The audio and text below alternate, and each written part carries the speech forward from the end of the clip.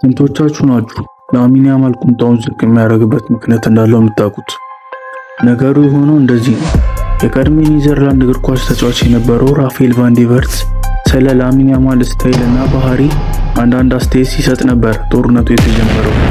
በተለይም ደግሞ አለባበሱንና የአካል ጥንካሬ ጥረት እንዳለበት ተናግሮ ለማሸማቀቅ ሞከረ።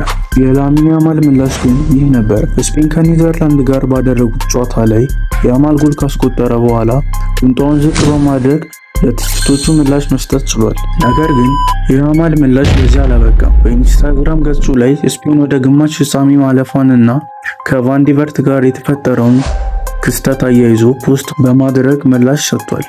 ላሚን ያማል በዚህ ዕድሜው ብዙ ሪከርዶችን መስበር ችሏል።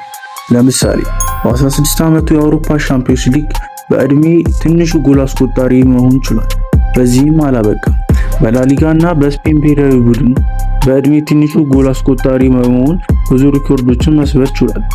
ባርሴሎናዎች በስተመጨረሻም የሊዮኔል ሜሲን ምትክ ያገኙ ይመስላል። ይህ ልጅ ሊዮኔል ሜሲ ተከል ብላችሁ ታስባላችሁ? ሀሳባችሁን ኮሜንት ላይ አሳውቁ።